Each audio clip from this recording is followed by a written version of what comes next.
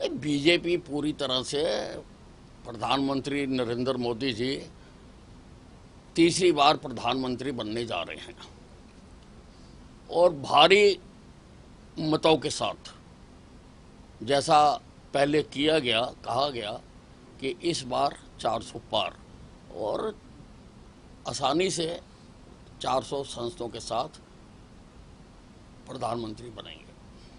Sir, Bhupendra Singh Hooda कह रहे हैं कि क्लीन स्वीप होगा इस बार हरियाणा में, बीजेपी साफ होगी और कांग्रेस लोकसभा चुनाव जीतेगी और आगे विधानसभा चुनाव में सरकार बनाएगी। नहीं, अपने कार्यकर्ताओं का हौसला बनाए लेने के लिए इस बार कई प्रकार के नेता झूठ बोल रहे हैं और 4 तारीख को पता लग जाएगा। हुड्डा जी, ज़्यादा दिन तो रहेंगे, अब आप इंतज़ार करिए ना 4 तारीख तक। 4 तारीख को कहाँ छुप रहा है आपने जाके वो देख लो।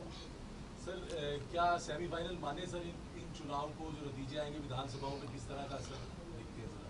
नहीं, निश्चित तौर पर हर चीज़ का जो चुनाव होता है इसमें हर चीज़ का असर पड़ता है। ये नहीं कहा जा सकता भी कोई फ़र्क नहीं पड़ता। फ़र्क तो हर बात का पड़ता है, प्लस भी पड़ता है, माइनस भी पड़ता है। और ये इलेक्शन में तो दोनों तरह की मार्किंग होती है, पॉजिटिव मार्किंग भी होती है, नेगेटिव मार्किंग भी होती है। और अब चूँकि हम तीसरी बार सरकार बनाने जा रहे हैं केंद्र में, तो बहुत उत्साह होगा जब विधानसभा के चुनाव होंगे और डंके की चोट पर यहाँ पर भी तीसरी बार भारतीय जनता पार्टी हरियाणा में अपनी सरकार बनाएगी।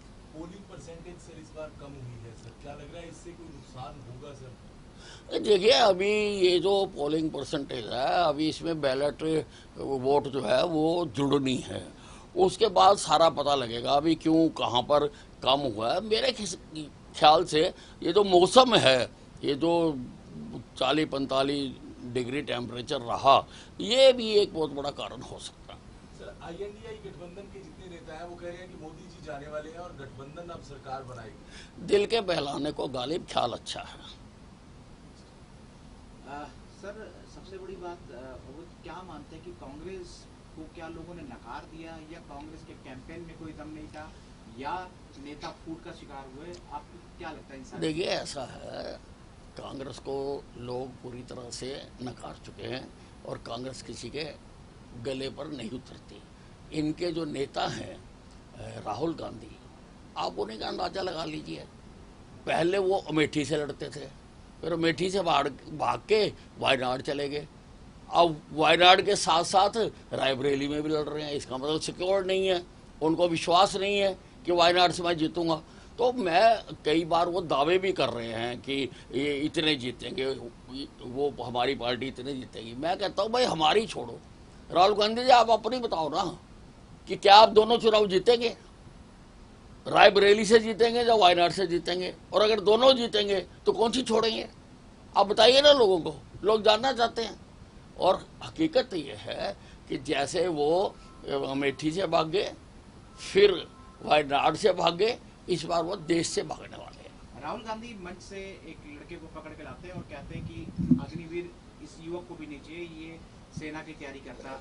मोदी सरकार ने जबरदस्ती अग्निवीर थोप दी है और हम इस अग्निवीर को हटाएंगे। आपको लगता है कि जबरदस्ती थोपी गई है, या राहुल गांधी एक नया सोचा छोड़ रहे हैं? देखिए, इस चुनाव में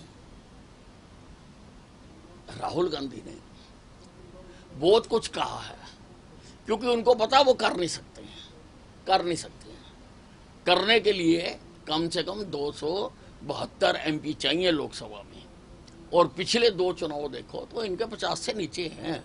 जो इन्होंने घोषणा पत्र जारी किया है, उसको भी इनके जो बाकी 27-28 पार्टियां हैं, किसी ने साइन नहीं किया। इनका कोई भी मिनिमम प्रोग्राम इन्होंने बनाया नहीं है। ये तो मंच पे खड़े खड़े ही अनाउंसमेंट करी जा रहे हैं। इनको पता हमने आना ही नहीं, ना नोमन तेल होगा ना राधा नाचेगी। एक बात अहम है सर, कांग्रेस की तरफ से जितने प्रवक्ता हैं, तमाम जो बड़े नेता, वो कह रहे हैं कि मोदी जी मंच से खड़े होकर के आप शब्दों का उपयोग करते हैं। अब जो है लास्ट के चुनाव में जो एक चरण बचा है उसमें मुजरे का उपयोग कर रहे हैं। वो कह रहे हैं कि मुजरा शब्द जो इस्तेमाल कर रहे हैं वो कहीं ना कहीं महिलाओं का अपमान है। आपको क्या लगता है, कांग्रेस एक नई प्रकार की एक परसेप्शन क्रिएट करने की कोशिश कर रही है? नहीं, कांग्रेस को बोलने का क्या अधिकार है? ऐसी कोई गाली नहीं जो इस पार्टी ने हमारे देश के प्रधानमंत्री को ना दी। कभी कहा मौतों का सुधाकर, कभी कुछ का, कभी कुछ का। आपको बोलने का क्या अधिकार है? और अगर तुम स्टेजों पर खड़े होके मुजरे करोगे तो मुजरे ही कहेंगे, और उसको क्या कहेंगे?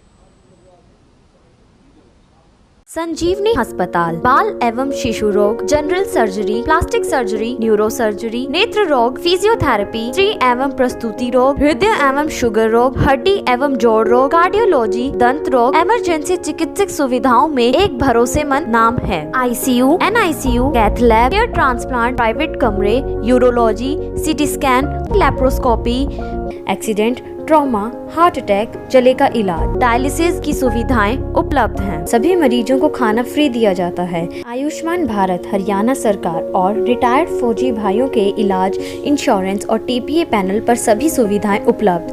पूछताछ मोबाइल नंबर 7027566691। हमारे रहते आप बेरोजगार क्यों हैं? सरकारी नौकरी की सबसे अच्छी तैयारी, सबसे अच्छे अध्यापक, सबसे कम फीस, हरियाणा का नंबर 1 कोचिंग सेंटर ICS